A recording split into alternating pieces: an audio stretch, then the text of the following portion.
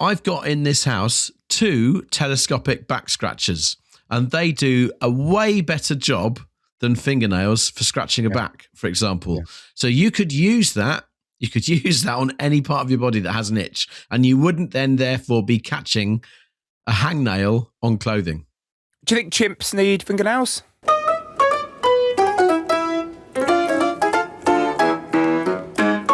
Knock, knock. Who's there? Nicholas. Nicholas who? Nicholas girls don't ride bikes. Oh, God. Is that a kid's joke? I'm not sure. I'm not sure that's not more a Roy Chubby Brown joke. I remember my dad telling it to me when I was little, so by default, it was a kid's joke. So if you didn't listen last week, we promised to start the show this week by telling each other a kid's joke. Rich has gone blue right from the outset. Do you want one from me? Yes. Knock, knock. Who's there? A Tish. A tissue. Bless you. Welcome to another episode, and thank you for joining us for Mildly Informed with me, Richie Firth, him, Chris Skinner, and our promise and premise is that we will mildly inform you with some of our observations from the week just gone by. Congratulations on your award nomination this week. I believe you are literally one of the 5 to 10 best people that people can hear between 4 and 7 p.m. on weekdays. The Home Time show on Absolute Radio with myself and Andy Bush has been nominated for a radio award, and that's lovely. So we'll take that. May I, in return, congratulate you for 3 podcast nominations that you have also been nominated for. Yeah, you know, you and me, Rich, we can't help but be good. And to long-term listeners of this programme, that might be something of a surprise. Yes, and neither of us are expecting to actually pick up any of said nominated awards, but we'll take that anyway. I don't even think I'm going to go. Chris, if you don't go, but you win, I will pick up any awards you win and accept them on your behalf. I expect that to happen. I want you to speak on behalf of my company and my shows. I will speak on behalf of the very big company you work for and plug the Mildly Informed podcast. I wonder if we could ask our audience to throw some words in that if either of us wins an award and you get to go on stage, that you have to say. Like, is there a special word that you need to omit at the ceremony? I think that's a great idea. mildlyinformedpod@gmail.com. Get involved, or on the socials at Richie Firth or at Producer Chris. Okay, other than you being Radio Gold, Rich, tell us something about your week.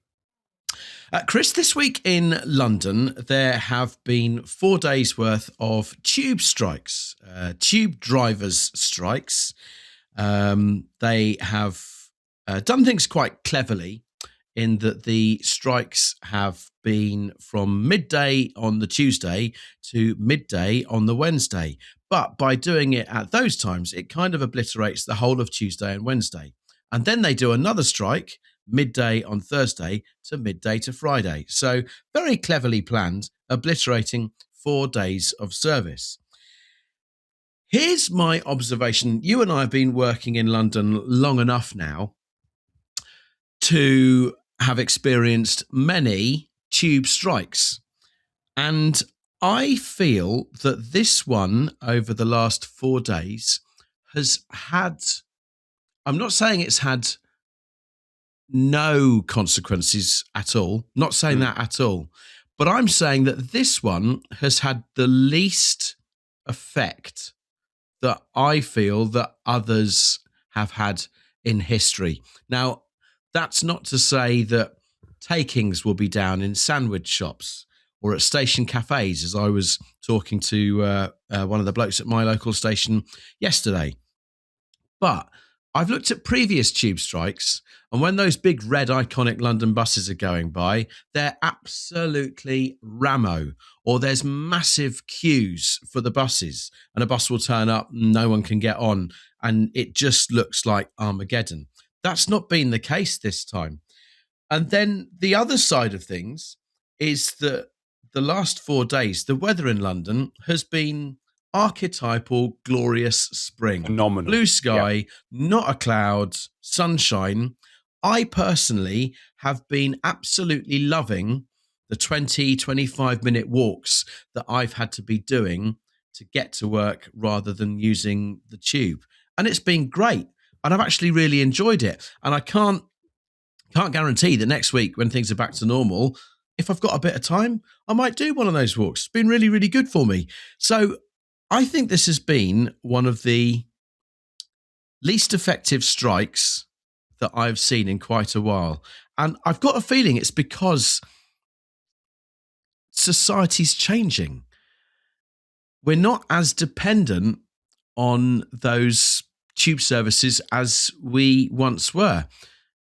I think it's a pretty well-known fact that post-COVID, tube usage has never recovered to what it was before because the working week is different. So many people work Tuesday, Wednesday, Thursday in the office, Mondays, Fridays at home.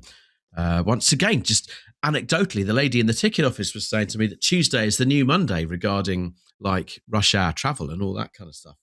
It just doesn't have the same effect. So I wonder whether going forward, the next time these people want to raise awareness of a work issue they feel that they have, whether they do it in a different way, because I'm not sure strikes work anymore. That's interesting. I mean, I do think the roads were busier. There was a lot more cyclists out. And as I always notice in these situations, a lot more novice cyclists out. That's a very valid point. That is a very valid point. Because I was merely referring to like seeing the Armageddon that used to exist with buses and all that kind of stuff. But one of the changes that has happened over the last few years is the electric hire bikes are so much more prevalent. People are used to using them out of strike time. So yeah, I've noticed some pretty busy bike routes, that's for sure. Yeah, the bike shed at work was completely full and there were people who have never cycled before. And I celebrate that. Like, I think it's great that they took this as an opportunity in the same way that people would have walked places for the first time. I actually, you mentioned it's sort of the running midday to midday. I actually played that to my favour on Wednesday because if I had tried to leave at 6, it would have all been very chaotic. So I decided to leave my bike in the office, go for a few beers, and by 9 p.m. when it was time to go home, the service was back up and running and really quiet because everyone had given up on it. And I flew home, absolutely flew home. So maybe like you and I as London veterans have played it really well. Maybe it's a slightly different experience for a 25-year-old who's new to London, who doesn't know the city and doesn't know how to get around. But if so, come and get mildly informed. We will guide you through. We could be the official tour guide to the next strike. 2 other things as well. Once again, do take Mildly Informed with you in your weekly life because we can inform you about these things. Do you remember quite a few episodes ago, I reviewed the website that I'd found, Intertube, which was a kind of like a dark web. They refused to sponsor us. They refused to sponsor us. That's fine. And they refused our sponsorship of them. That was it. That was it. I've been using that this week because I've been able to, when you've been looking at the TfL departure boards that are giving you some kind of indication as to what level of service, if any, there was, sometimes they'd say severe delays and you're thinking, oh, maybe I shan't use it just yet. But then I'd go on the old Intertube website and you'd see, oh, there's one coming in 5 minutes. I'm thinking, well, that's not too bad. That's fine. I'd rather that. If you were mildly informed, you'd know about that. And then secondly, just this is obviously a sample size of 2 people, but without it breaking into an argument and being too contrary, both of us are kind of saying, yes, it's been all right this week. And if you go back to previous strikes over 4 days, that's not what you'd be saying. No. Okay. Well, what are you reviewing?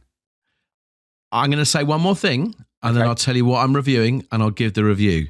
To be clear, I'm not passing comment at all on whether it was right or wrong of the tube drivers to strike. I'm merely talking about my observations of the effectiveness of the industrial action that was taken. I'm reviewing the concept of striking in 2026. I think with technological developments in so many different areas, and we're talking about a transport strike right now, I think striking isn't as effective as it used to be because we found new ways of doing things. So I'm going to review strikes, 3 stars. Yeah, I think that's valid. And it reminds me of the last doctor strike when I just stitched my own arm back on.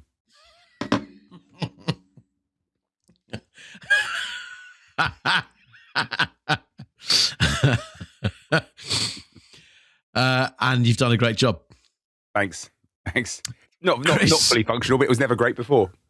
I'll say right now, yep, of everything that I'm going to inform people personally this week on this episode, that is the most well thought through and prepared here we go. It's one of those weeks. Right. I have. Okay. I've got stuff to say. Yeah. It's not overly thought through. So, Chris, in the meantime, tell us what you'd like to tell. Well, first of all, I just want to step back to last week's episode. It was a really fun episode. Loads of great reaction to it. Amongst other things, we talked about the pub that they are building attached to the Lidl, and I did a bit of an explainer why that's going to happen. So much engagement online about that. Loads and loads of comments. And one person commented when we posted on socials that they would drive, they live near there, and they would take a photo. And I asked them to send us one, and they did. And here it is. Doesn't look like much of a pub at the moment. Just generally looks like a building site. But please do keep us posted on this. I think it's a legitimate use of our Patreon supporters' money to go and record a show from that Lidl. I'll tell you what that looks like. It just looks like a Lidl. Yeah. What did you say? It should be called the Middle Aisle? I think it's on, mate. Yeah. I love that dedication. So appreciate that, Patriot. Yes. Now, it does link to what I first want to talk to you about. A pivotal week. You talked about the great weather we have, and it connects a couple of dots for me. It's outdoor drinking season. Outdoor drinking has officially, properly begun. But alongside that, there's a couple of significant things that are happening. And alongside the temperature, there is a switch, not just in where people are drinking, but what people are drinking. And that is very exciting. I played cricket on Sunday. We did what we often do, which is before we pop to the pub, someone does an offie run. It was my turn this week. Comes back with like 25 cans of beer. And we have a beer in the sunshine on the edge of the cricket pitch. And it's a glorious, glorious experience. And I noticed something about what I was drinking. I was like, oh, interesting. And then I went out with my brother last night for a quick beer. And what did I order as soon as I got to the bar? I was like, oh, this is interesting. The order was cider. And I realized this is the pivotal moment. I'm typically a stout drinker, sort of October through to March, April. And then all of a sudden, the sun comes out, I drink outdoors, and I order cider. And just to really lean into, it's not just the outdoors, it's the temperature as well. So I had a cider with my brother, and then we were sat in a sunny spot, and then the shade came across, like the sun went behind a building. He said, what are you having? I went, I'll have a Murphy's. And I went, as soon as the sun went in, I went back to a stout. And so I just want to celebrate a couple of things. One, it's new booze season. 2 ladies in front of me at the bar ordered Aperol Spritz. I have no desire for an Aperol Spritz in the winter. No desire in the winter. Soon as that sun comes out, though, I'm looking at those big goldfish bowl glasses and I'm like, oh my gosh, it is summer drinking season. I would extend this as well, like for those people who don't drink, for a start, just getting to celebrate with soft drinks outside are fantastic. And there is no way I would have had last night in the sunshine if I was not drinking. I'd have had the 0% Madry over the 0% Guinness that they had on tap every single time until the sun went in. I don't know what it is. I don't know if this is something you can connect with, but it's a pivotal hinge week. I agree conclusively with you. It really has been. Yesterday, on one of my tube strike walks back to a railway station that was working, I walked past a pub that had its tables out on the pavement. Mm. It was nothing more. It was nothing more fancy than that. It wasn't a beer garden or anything like that. It was down Tottenham Court Road, but there were tables out on the pavement.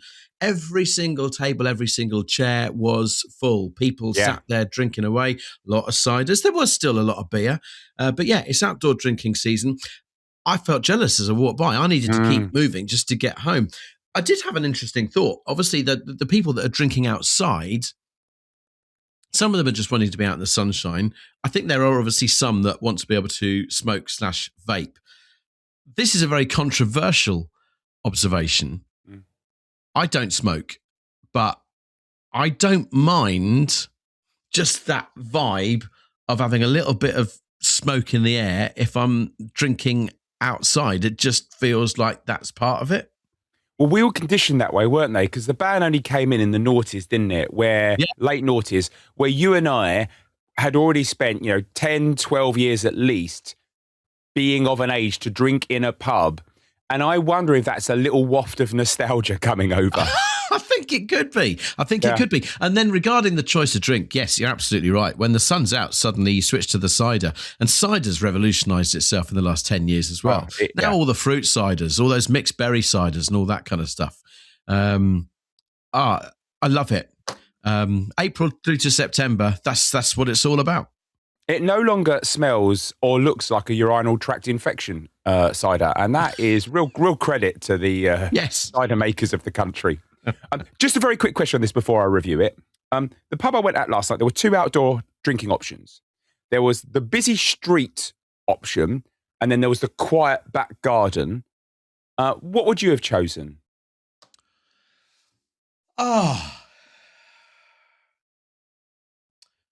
It's really difficult. I think I see merit in both, and I think it would depend on the day of the week.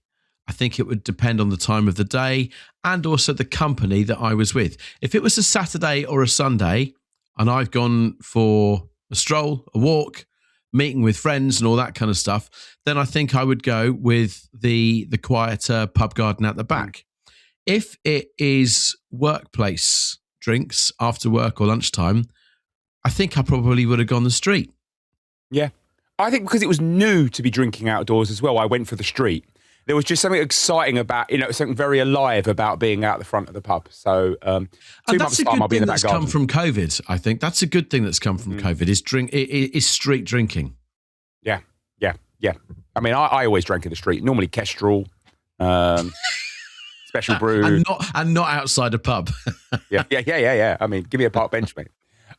So I'm going to give outdoor drinking, and I extend this to any type of beverage, 5 stars. At this time of year when the sun comes out, it is glorious. Completely agree with you. 5 stars. It's brilliant. Bring on the summer.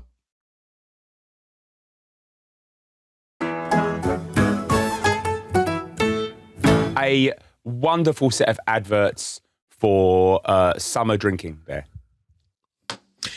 Chris, I need to talk about something else that has really been bugging me this week. Bugging you, but not well thought out. No, I've thought a lot about it, but I don't have the answers. I'm going to speculate. Okay, good. Nails. What's the point of them? What is as the in point? Finger and toe, or as in metal, like ones you put in? As in finger and toe.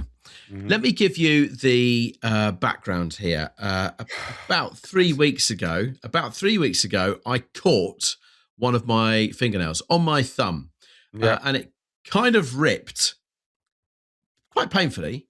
Yep. Exactly halfway down the thumb, and it just keeps on catching. Now, obviously, ladies look after nails more than men. I said to my wife, what do I do about this? This is so annoying. She said, well, you just got to keep cutting it short. And then obviously the nail will grow.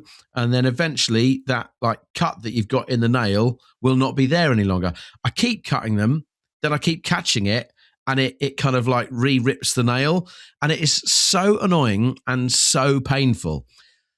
It's got me then thinking, because I've had this nagging pain on my fingernails, about the fact that you also do get really annoying toenails as well that sometimes will catch on a sock or rip socks or ingrowing toenails and such like that. So here is my question. As we have evolved over the thousands and thousands of years, what is the point of finger and toenails? I don't see any point in them whatsoever. Why do we have them? Why have we evolved to have them? I know obviously we evolved from monkeys and chimps and all that kind of stuff. And I know that dogs have got claws and birds have got talons and all that kind of stuff. But why? Why do we have fingernails? What's the point? Do you not like a good scratch? Yes. Do you sometimes not think, imagine if you had a scratch trying to just do it with your doughy skin ends of your fingers and not really being able to get in there with a nail? I'm going to counter that as someone who has had eczema all of their life. If I didn't have fingernails and I just had doughy little fingers, I wouldn't be able to scratch and inflame my eczema, and we could rid the world of one skin disease. I wonder if cavemen had eczema. I wonder if eczema is a result of the living practices and diet of the last 2,000 years. Such like, what are you pointing the finger at? Well, clothing, synthetics, not being exposed to dirt, increased consumption of processed food, meats, cheeses, those kinds of things. I'm not. I have no answer to this. I am merely speculating about your half-thought subject matter.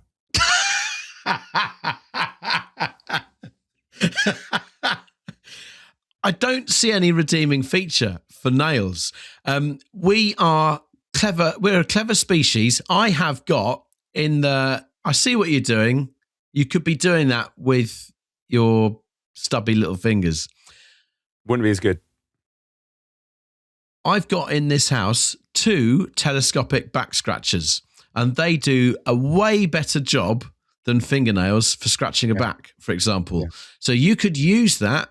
You could use that on any part of your body that has an itch, and you wouldn't then therefore be catching a hangnail on clothing. Do you think chimps need fingernails? Well, yeah, they've still got them. Yeah, but do they need them? But what they do is they wear theirs down by the natural chimping around, the running around quickly in their enclosures and all that, going, they don't need like nail clippers and stuff. They get worn down. We don't walk like that anymore. That's another one of my points. We don't walk like chimps. So why have we evolved to stand up, but we haven't ridded ourselves of fingernails? Ridded ourselves. This is more thought through than I thought. I hate to say this, Rich. I have no energy for this without falling out with you. I think there's 2 ways this conversation can go. And that is you and I just repeatedly disagree about the same completely insignificant point, or I just let you carry on and I nod and agree and I say, yep, I agree. That's great. Is that reflects really badly on you? Yeah, it does. No, it does. And this show. No, it doesn't reflect badly on the show. It reflects badly on you because it shows inherent ignorance to not try and find the solution. You're not prepared to debate with me and find that you could be wrong. I'll tell you what. You're not even prepared. You're not even prepared to say to me, hey, Richie, this is the point of fingernails. All right, okay, I've already done that. But, you know, there's always a point in the show where the wheels come off, yeah? And I'm trying to prolong that moment. I'm trying, we've had a pretty normal start to the show. We're halfway through probably. And I'm like, I'm going to try and keep the wheels on for one more bit. Okay, the wheels are firmly on. It didn't land with me what the reason was as to why, as human beings, we still have fingernails. Imagine you are not Chris Skinner anymore. You are now Dr. Saldado. Doctor, please tell me, why do we have fingernails? I don't know because I'm not Dr. Saldado, but I'm going to throw a couple of theories at you for 20 seconds and I'm going to shut up. One, maybe we won't in the future, but we haven't evolved that far yet. That's fine. That's all I needed. 2, maybe actually the ability to scratch. For example, we have still had parasites on our body for much of our human existence. So the idea of doing a job on nits and fleas, the comforting feeling of a scratch, teachers who want to get pupils' attentions in school, these are all still relevant reasons why you'd need to have fingernails. Why teachers? They don't have blackboards anymore. It's all like projected shit, isn't it? Again, we haven't had time to evolve in the 10 years since we got rid of blackboards. I am reviewing Fingernails. 2 Thank stars. God. Yep. Great. Chris, I'm going to try and be more receptive to the next thing that you want to say than you just were to me. And you haven't even heard what I'm going to finish with today. I have to apologise for what I'm about to review. I'm going to keep it short and sweet so I don't get too angry again. I don't normally bring angry things to the show. I don't. But you and I went to a wedding recently. Mm-hmm. And I had to go through the Blackwall tunnel to get there. And the next day I had to come back. And it's near where I live, actually. And I paid very careful attention to the road. And I paid very careful attention on the way back. I looked religiously at the road. And therefore, it was quite some surprise when this week I received not 1, but 2 fines for not paying an apparent toll on the Blackwall Tunnel, a road I've driven through for 20 years without the need to pay a toll. And I go online and discover there's now a toll, and yet there was not a single street sign that told me there was a toll. And I was told it'll be £270 for each one if I didn't pay immediately. So I just coughed up. I paid the £90, so £180 in fines. I just paid to get the early payment out of the way. I've registered a complaint. I looked online, and apparently people have said, like, there's not enough signs. I didn't see any signs. Apparently there are some signs for the Silvertown tunnel that they bought, but I didn't take the Silvertown tunnel. I took the Blackwall tunnel. And apparently I'm going to lose my appeal because they do not listen to reason and are immoral. Immoral fuckers. I just don't understand. I feel like I need to take another car journey and go through it and come back again just to prove there were no signs that said that there is any kind of new toll that's been introduced. There was nothing, Rich. And it should really, if you think a road that I've been driving through for years on one of the tunnels from the 60s, the other one's best part of 100 years old, you'd think if all of a sudden they started introducing fines where you can get charged 270 quid, they would slap banners everywhere. Nothing. Absolute con, absolute rip-off. I am frankly disgusted and I'm out of pocket and I just want to scream. I just want to howl at the moon repeatedly. I've got some thoughts. First, I don't use the Blackwall Tunnel very often at all. I've been through it. Couldn't tell you the last time, though. However, I'd like to think that I consume news. I wasn't aware that a toll had been introduced on the Blackwall Tunnel. You're a travel hacker. And I know. Again, I live 3 miles from it. I didn't know they'd put a charge on. Secondly, this isn't necessarily what I feel, but a mature debater like you weren't when we were talking about fingernails, a mature debater does put across contrary points just to continue the debate. If we were in a court of law, I think a lawyer, a barrister might say the very fact that you have underlined how long that you've lived in that part of town and used the Blackwall Tunnel might suggest over familiarity and not looking at new road signs. In which case, I would love to see the evidence that says the signs are there in abundance. And Richie, I tell you what, if that is the case, and there are massive repeated banners that say it's there, fine. You know, in our industry, Rich, people often get frustrated with radio because they hear the same message repeated over and over again. And there's some basic research that says you need to hear it 7 times before it sinks in. So I'm expecting, really, on that same principle, to see 7 banners. Yeah, I saw nothing. The other side of the argument would suggest that if they are charging, did you say £90 if it's paid immediately? Yep. If they're charging, if that's what they're getting through a fine, why would they effectively advertise the toll? This is why I think it's immoral. I think we have just found the most profitable bit of TfL. It's going to pay for that Silvertown tunnel in about 6 weeks. It's a very good point. What do you think of the advertising of the toll for the Dartford crossing? Do you think that is at the right level? Yeah, I've done that occasionally, and I do see that. And again, you talk about familiarity with the roads. I do see that. And I've been in a car with you, and we have observed it multiple times. And to be fair to you, you still forgot to pay it. But that's not the point. The point is that we did see the signs when we were in the car together, despite familiarity. I'd love to meet up with you. You drive us through the Blackwall tunnel, and then we'll drive back. And I, as a neutral, would sit in the passenger seat and see if I can observe toll signs. How much would it have been to use it if you knew the toll was there? I have no idea, because I've never seen a sign that says how much it costs to use it. I've got no idea if it costs 80 quid or £1.50. I've got no clue. Wow. I feel for you on this. What are you reviewing and how many stars? I'm reviewing the new toll system for the Blackwall Tunnel, and I give it -5. I give it -180 stars. I can't wait to see the graphics. It disgusts me. I'm furious. I've never been. I know I'm smiling now.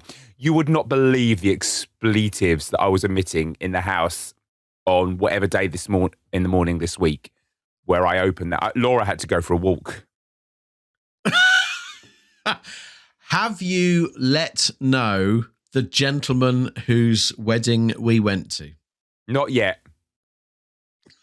Further 180 quid out of pocket. Don't get me wrong. If I was told by the government that if you want to go to his wedding, you have to pay a government tax of 180 quid to go, I'd have still gone. Because I had a really nice time. But geez, I am not happy. I know what will calm you down. Some messages from our sponsors.